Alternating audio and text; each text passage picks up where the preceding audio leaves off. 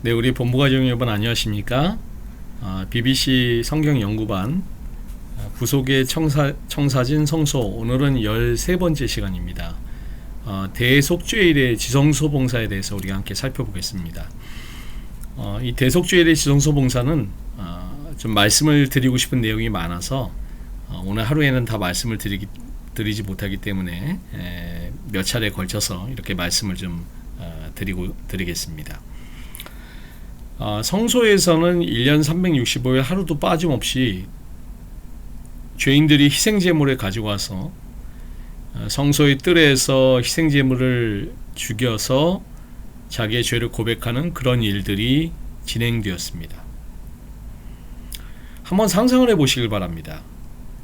우리가 일반적으로 성소 그림을 보면은 이렇게 잘 정리가 되어 있고 사람도 그렇게 별로 없는 성소 그림을 주로 보지만은 실제로 당시의 성소가 어땠을까요? 이스라엘 백성들이 장정만 60만 명, 실제적으로는 총 200만 명이 넘는 그런 사람들일 것이라고 추정하고 있습니다. 이 사람들이 1년에 하루도 빠짐없이 희생제물을 끌고 와서 성소로 가지고 와서 이제 희생제물을 잡는데, 이렇게 보시는 그림처럼 잘 정돈된 이런 곳이었을까요? 이 그림도 조금 더 사람이 많긴 하지만은 제가 볼 때는 실제로 당시의 성소는 매일매일 수많은 사람들이 가져오는 희생제물을 성소의 뜰에서 죽일 때, 양들이 죽을 때 그냥 죽습니까? 양들의 울음소리, 분출되어 뿜어지는 선연이 낭자한 피가 사방에 튀고, 또 동물이 죽을 때 그냥 죽지 않죠. 내어놓는 배설물, 우리가 상상하는 것보다 훨씬 더 복잡하고 지저분했을 것입니다. 이 매일의 제사는 끊임없는 백성들의 죄의 고백으로 인해서 희생제물의 피로 넘쳐났습니다. 이 희생제물의 피는 죄를 고백한 백성들의 죄를 성소로 옮기는 방편을 제공했고, 성소는 이러한 죄의 기록들로 인해서 오염이 되었습니다. 죄는 그 경중에 따라서 성소의 뜰과 제단을 오염시켰습니다. 이런 과정을 통해서 백성들의 죄가 그리스도의 희생의 피와 죄를 담당하심을 통해서 죄인들에게서 실제적으로 제거되고 분리되는 과정이 이루어졌습니다. 자, 성소의 기능은요, 죄를 없애는 기능입니다. 그런데 죄는요, 기본적으로 병균이라고 좀 생각을 하시면 되겠습니다. 그래서 그냥 없어지는 것이 아니라 전가, 즉 죄라는 병균이 옮겨지는 과정을 갖다 거쳐야 되는 것입니다. 그래서 백성들이 와서 자기의 죄를 고백하고 희생제물을 죽일 때 그 죄인의 죄가 희생제물에게 전가가 됩니다. 그리고 그 희생제물의 피로 이제 전가가 되고요, 성소의 휘장에 뿌려짐으로 말미암아 다시 성소로 죄가 옮겨지는, 그래서 성소가 오염되는 그런 과정을 거치는 것입니다. 그래서 성소는 옮겨진 죄로 인해서 부정한 중에 남아있고, 죄의 기록 또한 성소에 남아있는 것입니다. 그 죄인의 죄의 기록이 고스란히 다 이렇게 옮겨져 가는 거예요. 그래서 그렇게 누적된 이 이스라엘 온 백성들의 죄의 기록들이 누적된 이 성소는, 그 죄가 얼마나 많이 거기에 누적이 됐겠습니까? 대속죄일의 봉사를 통해서 성소가 오염된 성소, 그 죄의 기록이 쌓여진 성소가 도말돼서 성소가 다시 정결하게 되어야 될 필요가 있게 된 것입니다. 또한 이 성소의 정결은 그래서 이스라엘 온 회중의 모든 죄에서 정결되는 것을 갖다 의미하기도 하는 것입니다. 더 나아가서 인류의 모든 죄의 장본인이 사단과 그의 부하들에 대한 최종적인 처리를 통해서 타작마당인 지구를 정결하게 하는 그런 것. 그래서 죄의 전가가 희생제물의 피로 이루어졌던 것처럼 죄 도말도 속죄의 피로 해야 된다는 그런 것 때문에 대속죄일이 반드시 필요하게 된 것입니다. 자, 대속죄일의 그 속죄가 어떤 뜻인지를 좀 살펴보겠습니다. 히브리어로는 대속죄일은 욤 하키푸림이라고 얘기를 합니다. 욤은 날을 뜻하고요. 키푸림은 속죄를 의미합니다. 그리고 키푸림의 동사형인 카파르는 성경에서 약 100번 정도 이렇게 사용이 되는데 이 단어의 그 중요한 용례는 다음과 같습니다. 첫 번째는 속죄하다라는 의미인데 한글 개역성경에 제일 많이 사용됐습니다. 속죄라는 말 그대로. 두 번째는 덮다라는 뜻입니다. to cover. 주로 개역성경에서는 속하다라는 뜻으로 이제 번역이 되었고요. 세 번째는 펴서 덮다, 닦아내다라는 그런 의미로 해석이 됩니다. 문질러 없애다, 정화하다라는 의미가 있고요. 속전의 의미로도 사용이 됐고 제거하다라는 의미도 사용이 됐습니다. 또 화해하다라는 의미로도 사용이 됐습니다. 그래서 시약에서는 화목이라는 그런 말로 사용이 되었죠. 대속죄일은 티시리월 10일, 그래서 7월 10일입니다. 1년 중에 6번째 절기이고 유대교 지도자들의 한 해 가장 큰 날이라고 불러졌습니다. 이날은 금식하고 마음을 괴롭게 했기 때문에 죄를 회개하고 도말받는 날이었습니다. 그래서 대속죄일이라고 이렇게 불렀습니다.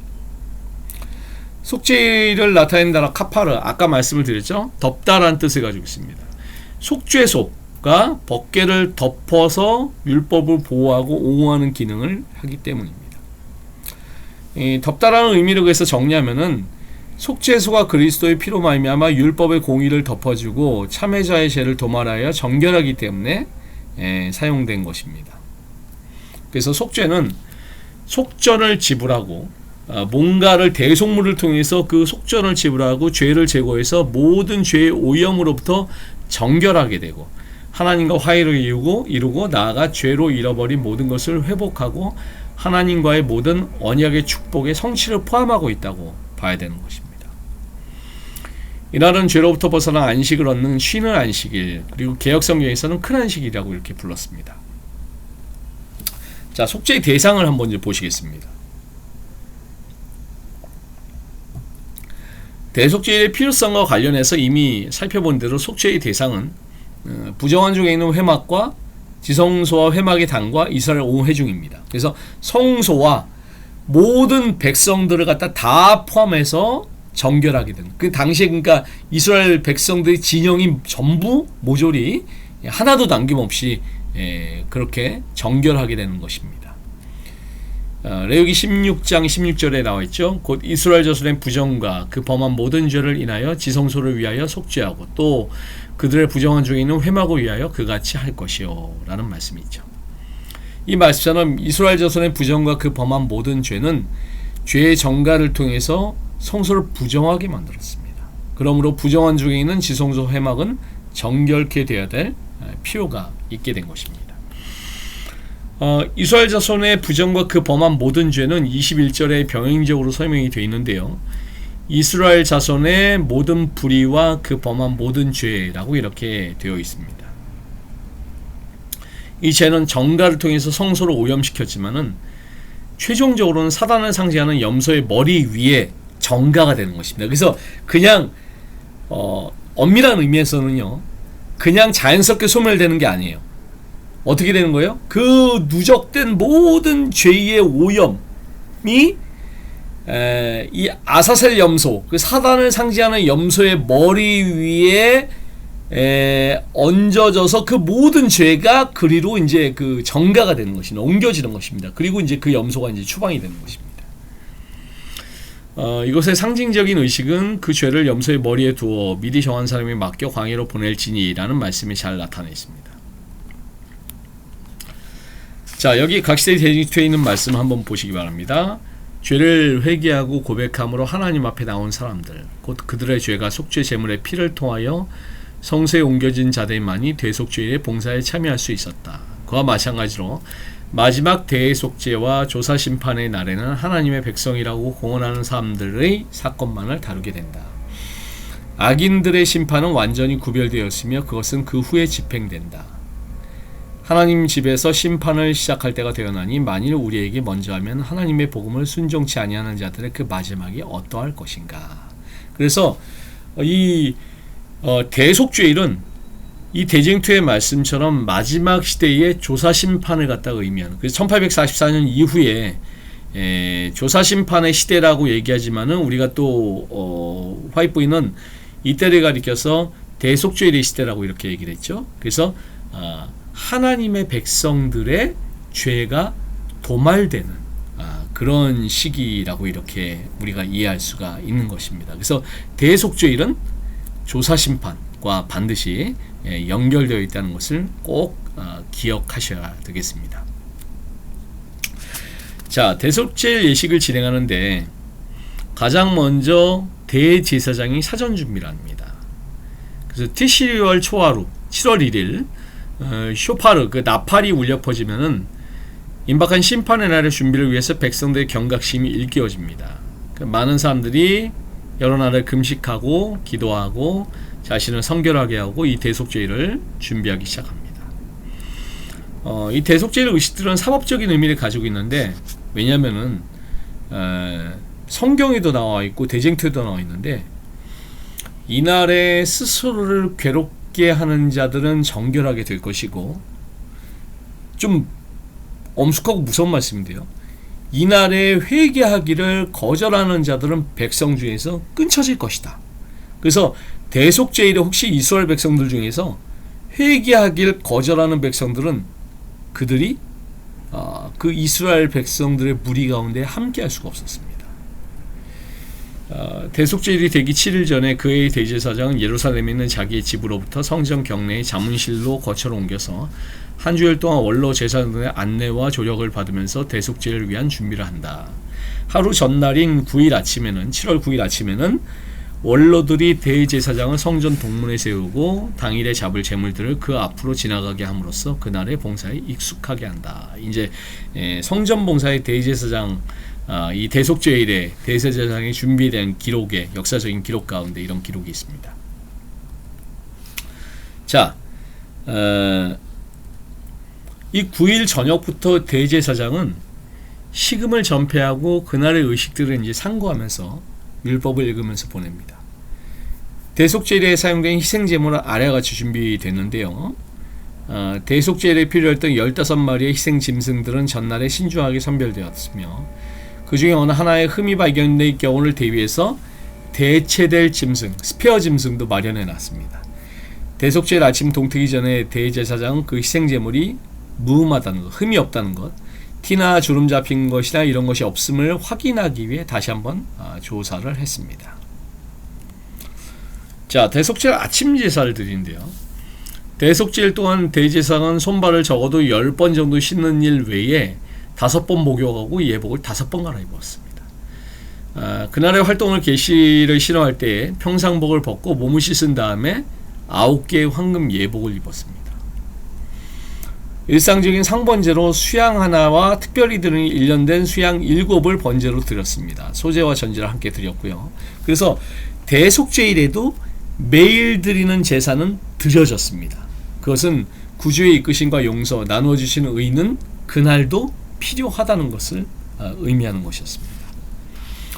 자, 그런 다음에 이제 백색 생만포 옷으로 갈아입는데요. 아침 번제를 드리고 난 다음에 황금 예복과 황금 예복을 벗고 목욕을 한 다음에 이날을 위해 만들어둔 흰 세마포 옷으로 갈아입습니다. 이것은 예수님께 산을 왕복과 왕관을 벗고 자신을 낮추신 것을 상징하는 것이죠. 그리스도께서는 종의 형상을 취하시고 자신이 제사장으로서 그리고 자신이 제물이 되셔서 제사를 드리셨습니다. 자, 지성소 출입 전에 수행된 3가지의 의식이 있습니다. 자, 굉장히 중요한데요. 첫 번째는 이스라엘 온 회중의 관심이 집중되도록 회중에게서 수염소 2마리를 택해서 취하는 일을 했습니다. 수염소를 똑같이 2마리를 이렇게 취했어요. 그 다음에 두 번째는 속죄제에 숫송아지 위에 두 손을 얹어 죄를 고백하고 용서를 구한 일을 했습니다. 세 번째는 이 두 마리의 염소를 취하고 제비를 뽑아서 한 마리는 여호와를 위한 염소, 한 마리는 아사셀을 위한 염소를 결정하는 일을 그렇게 했습니다. 이 세 가지의 의식은 우주적인 관심사를 불러일으키는 굉장히 오묘한 의미가 담겨져 있습니다. 회중에게서 수염소 둘을 취하는 일과 두 염소의 운명을 결정하기 위해서 제비를 뽑는 일은 이날의 이 의식이 이스라엘 모든 회중과 우주적인 관심을 불러일으키는 그런 일이었습니다. 그 쟁점은 이것입니다. 과연 죄의 책임이 누구에게 있는가? 이 예식의 결론 부분에서는 이스라엘 자손의 모든 불의와 그 범한 모든 죄는 아사셀로 상징된 사탄에게 있음을 보여주는 것입니다. 이것은 세상의 범죄와 고통의 책임이 사단과 그리스도 중에 누구에게 있는가라는 질문에 대한 답을 주는 것이 이 대속죄일에 관한 우주적인 관심거리, 그 대속죄일의 모든 대속죄일의 의식의 중심에는 이 모든 세상의 범죄와 고통의 책임은 누구에게 있는가? 그리스도인가? 사탄인가? 사탄에게 있다는 것이 이 모든 쟁점인 것입니다. 그러나 구속의 역사의 결론은 구주의 보혈을 의지하는 모든 사람은 완전한 죄의 도말을 받고 그 기억 속에서도 죄가 떠오르지 않게 되어 완전하게 정결하게 될 것이란 그런 사실입니다. 이런 죄의 도말은 예수님이 지성소봉사를 마치시기 직전에 이루어질 것입니다. 마찬가지예요. 지금 예수님께서 지성소봉사를 하시는 이 마지막 시대에도 이 모든 죄의 책임은 누구에게 있는가? 이 지성소봉사를 통해서 그 모든 죄의 책임이 사탄에게 있음이 드러나게 될 것입니다. 우주적인 관심사입니다. 이날의 지성소에 들어간 대제사장은 흠이 없고 죄가 없는 거룩한 상태로 하나님 앞에 서는 것을 예표하는 것인데요. 제사장과 그 권속을 위해서 드려진 숫송아지는 이 제사장이 자기의 재원으로, 그러니까 자기 개인의 부담으로 이렇게 구입한 것입니다. 대제사장이 자기의 재원으로 송아지를 구입하는 상징적인 행위는 자원에서 자신의 속죄 제물을 내오신 그리스도를 나타내는 것이고요. 그리고 자신의 가족을 위해서 속죄를 드리는 것은 인성으로 인류의 가족이 되셔서 인간의 대표자로 서실 것을 예표하는 것입니다. 자신을 위해 드리는 속죄로 자신을 정결하게 된 건 역시 그리스도가 흠없는 중보자로 서실 것임을 모형적으로 보여주는 것이죠. 자, 이 레위기 16장 7절로 10절 말씀을 보시겠습니다. 또 그 두 염소를 취하여 회막문 여호와 앞에 두고 두 염소를 위하여 제비를 뽑되 한 제비는 여호와를 위하고 한 제비는 아사셀을 위하여 할지며 아론은 여호와를 위하여 제비를 뽑은 염소를 속죄제로 드리고 아사셀을 위하여 제비 뽑은 염소는 산대로 여호와 앞에 두었다가 그것으로 속죄하고 아사셀을 위하여 광야로 보낼지니라. 자, 여기 그 대속죄일에 이 두 염소를 위해서 행하는 의식을 우리 성도님들이 굉장히 주목을 해볼 필요가 있습니다. 대단히 중요합니다. 제가 담임 목사로서 요 대속죄일의 이 의식에 대해서 분명히 말씀을 드리는데요. 재림교회라면 여기에 대해서 확실한 이해가 있으셔야 됩니다. 개신교회하고 분명하게 구분되는 점이 여기 있는데요. 여호와를 위하는 염소와 아사셀을 위하는 염소를 제비뽑아 결정하는 일은 선악간의 대쟁투의 결론을 우리에게 말해주고 있는 것입니다. 여호와를 위하는 염소는 어떻게 될까요? 여호와를 위하는 염소는 여호와를 위하는 염소는 어떻게 되냐면은 거기서 죽임을 당합니다. 믿음으로 지성소에 따라 들어간 모든 사람의 죄를 정결하게 하는 역할을 합니다. 우리의 희생제물이 되시는 그리스도를 상징하는 것이죠. 여호와를 위한 염소는 그래서 제사장들이 거기에서 그 염소를 죽였습니다. 하지만 아사셀을 위하는 염소는 성소 밖으로 끌고 나와서 추방을 합니다. 아사셀을 위한 염소가 추방되어서 다시는 돌아올 수 없는 것처럼, 그리고 아까 말씀드렸죠, 이 모든 정가되어진 이 백성들의 죄가 희생제물을 통해서 그 피를 통해서 성소를 오염시키고 성소에 기록되었던 그 모든 백성들의 죄는 누구에게로? 아사셀을 위한 염소에게로 정가가 되어서 추방이 되는 것입니다. 그래서 사탄이 온 우주에서 영원히 제거가 되는 것을 상징하는 것이죠. 마찬가지로 모든 인류의 죄가 이 마지막 시대에 똑같이 영적인 의미로 그렇게 도말되는 것입니다. 개신교에서는 다르게 해석합니다.